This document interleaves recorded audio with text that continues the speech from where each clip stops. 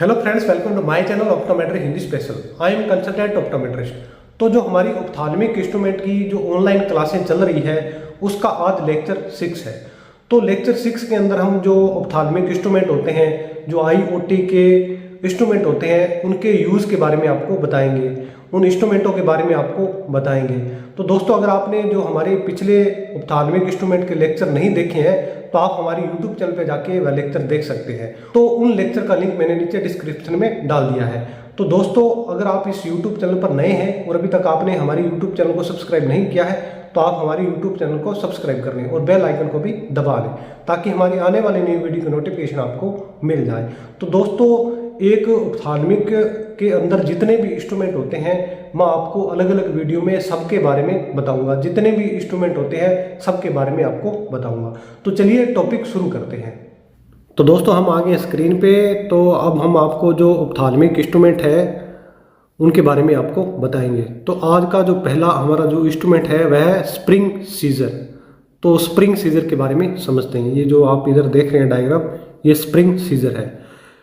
They are stout scissor available with straight और curved. तो ये स्टाउट सीजर होती है और ये अवेलेबल स्ट्रेट और क्राउड दोनों में अवेलेबल होती है। स्ट्रेट भी आती है और क्राउड भी आती है। ब्लेड्स विद शार्प और ब्लंट टिप्स। तो इसके जो आगे के ब्लेड होते हैं वह शार्प भी होते हैं और ब्लंट भी होते हैं। The blades are keeped apart by spring action. तो ये जो आगे के ब्लेड होते हैं ये स्प्रिंग एक्शन होते हैं। इसका यूज क्या है? They are used as a handy alternative to plain straight and plain curved ringed scissor for cutting and undermining conjunctiva in various operation and to cut suture. तो ये जो प्लेन स्ट्रेट सीजर होती है और जो plane crowd ring scissor होती है, तो ये कंजक्टिवा को कट करने के लिए या फिर जो सूचर होते हैं उसको कट करने के लिए स्प्रिंग सीजर का यूज किया जाता है। तो नेक्स्ट इंस्ट्रूमेंट समझते हैं। नेक्स्ट है Vannas scissor. These are very fine delicate scissor with small cutting blades kept apart by spring action.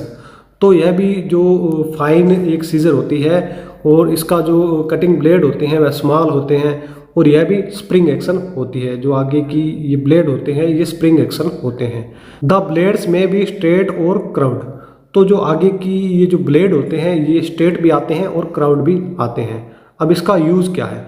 These are used for cutting interior capsule of the lens in extra capsular surgery and for cutting 10-0 nylon suture. तो जो इसका use होता है, जो extra capsular जो surgery होती है तो उसमें जो लेंस होता है उसका जो इंटीरियर कैप्सूल होता है उसको कट करने के लिए और जो 10-0 नायलॉन सूचर होते हैं उसको कट करने के लिए वर्ना सीजर का यूज़ किया जाता है।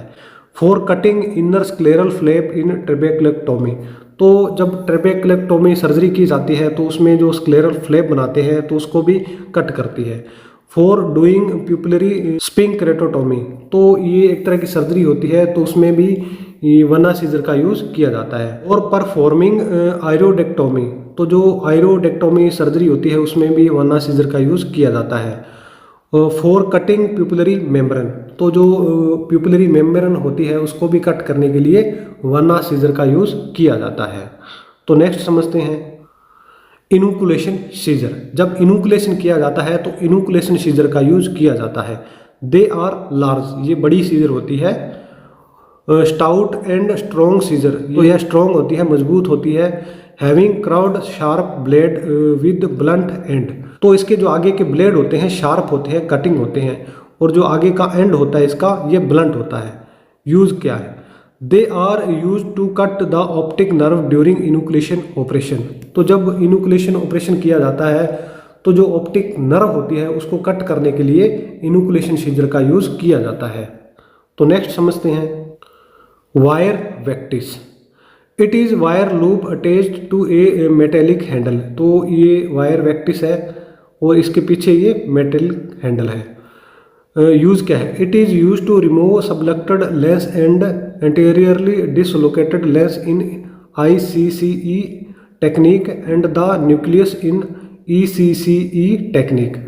तो इसका वर्क क्या है? इसको जब ICCE सर्जरी की जाती है तो उसमें जो डिसलोकेटेड लेंस होता है या फिर सबलेक्टेड जो लेंस होता है उसको रिमूव करने के लिए वायर वेक्टिस का यूज़ किया जाता है।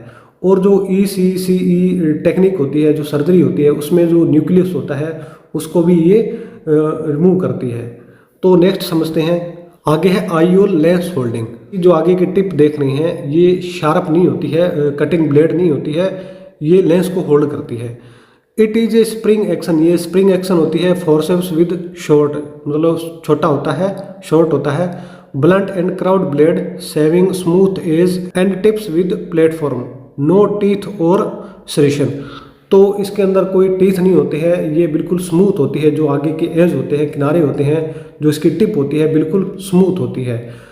और इसका यूज़ क्या है, to hold optic of non foldable polymethyl methacrylic intraocular lens during implantation. तो जब एक कैटरेक्ट सर्जरी की जाती है तो उसमें जो नॉन फोल्डेबल लेंस होता है पॉलीमिथाइल मेथा एक्रिलिक, तो उसको जब उस चैम्बर के अंदर इम्प्लांट करते हैं तो जो लेंस होता है उसकी ऑप्टिक को होल्ड करता है। तो इसको आईओल लेंस होल्डिंग फोर्सेप्स कहते हैं। तो नेक्स्ट समझते हैं, नेक्स्ट है कैलमैन मैकफर्सन फोर्सेप्स। तो कैलमैन मैकफर्सन के फोर्सेप्स के बारे में समझते हैं। These are fine forceps with bent limbs. तो जो आगे के इसके लिम्स होते हैं वह बेंट होते हैं, ये आगे के जो लिम्स होते हैं बेंट होते हैं। टू होल्ड द, यूज क्या इसका, to hold the superior haptic of IOL during its placement.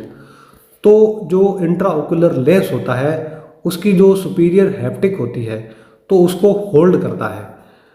To tear of the interior capsular flap in ECCE।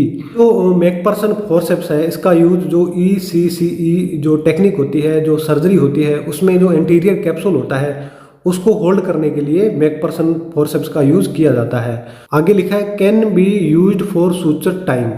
तो जब एक सर्जरी के अंदर सूचर लगाए जाते हैं तो सूचर टाइम करने के लिए मैकफर्सन का यूज किया जाता है। तो नेक्स्ट समझते हैं, नेक्स्ट हमारा जो इंस्ट्रूमेंट है चैलेंजियन स्कूप।